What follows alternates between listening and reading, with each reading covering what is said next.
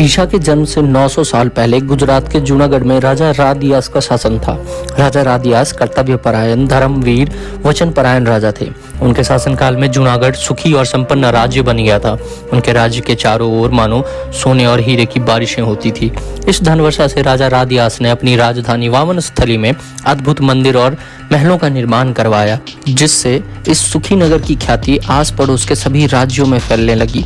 जूनागढ़ राज्य के पड़ोस में पाटनपत्ती नामक एक शक्तिशाली राज्य था, जहां का शासक राजा दुर्लभसेन था।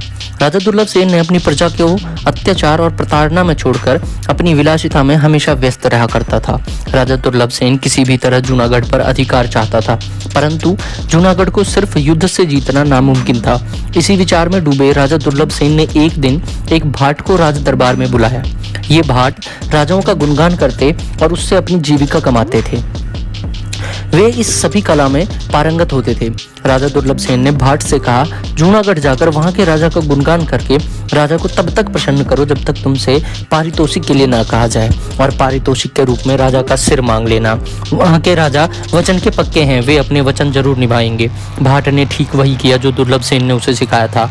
जूनागढ़ के राजा ने जैसे ही अपना सर भाट को दिया, मौके के इंतजार में बैठे दुर्लभसेन ने राज्य पर हमला कर दिया।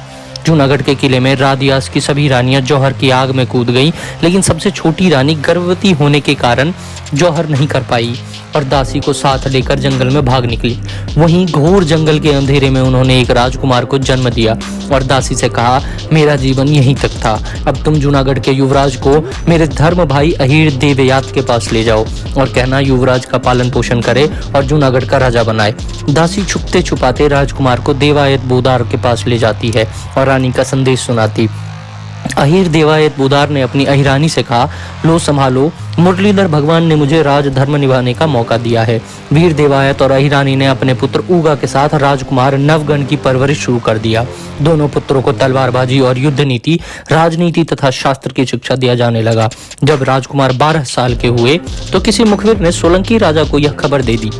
समाचार पाकर दुर्लभसेन ने तुरंत देवायत को राज दरबार में बुलाया और कहा, तुमने राजद्रोह किया है, मेरे शत्रु को अपने घर में पनाह दिया है। अहीर वीर ने स्थिति समझते हुए राजा को सच बता दिया, जिस पर राजा ने राजकुमार को दरबार में बुलाने का आदेश पारित किया।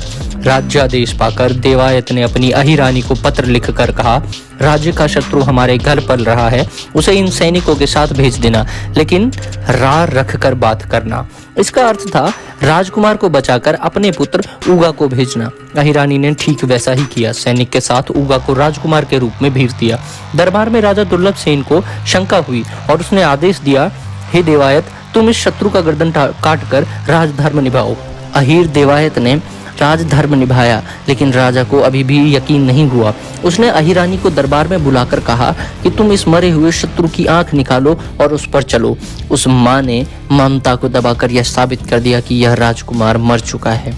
लेकिन वीर देवायत अहीर का यह बलिदान अपने कुल की वचनबद्धता और राष्ट्र प्रेम को दर्शाता था।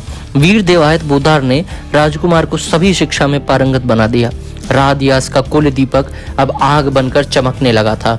उसी समय वीर देवायत ने अपनी पुत्री का विवाह तय किया और देश और राज्य के सभी अहीर वंशजों और उनके योद्धाओं को बुलावा भेजा तथा राज दरबार की उन सभी घटनाओं का वर्णन उन सभी को बताया कि कैसे उन्होंने अपने कुल के गौरव को बचाने के लिए और राष्ट्र धर्म निभाने के लिए अपने ही बेटे को कुर्बान कर दिया, लेकिन राजपुत्र को सुरक्षित रखा।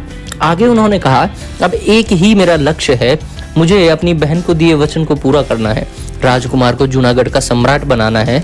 हे अहीर वीरों, वक्त आ गया है कि आप भी अपना राष्ट्र धर्म निभाएं और जूनागढ़ पर अपने असली राजा का राज तिलक कराएं।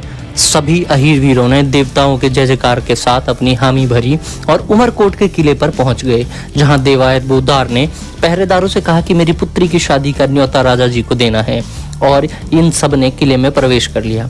प्रतिशोध की ज्वाला में जल रहे अहीर वीरों ने तलवार निकालकर सभी राजसैनिकों को मौत के घाट उतार दिया।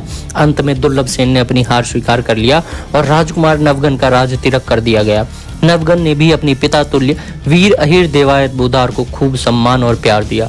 इस घटना को याद करके ही गुजराती आज भी कहते हैं, अहीरनो आसरो। जगत गुरु श्री कृष्ण की जय। वीडियो को लाइक जरूर करें। मिलते हैं अगली गाथा में, तब तक चैनल के सब्सक्राइब बटन को जरूर दबा लें। धन्यवाद।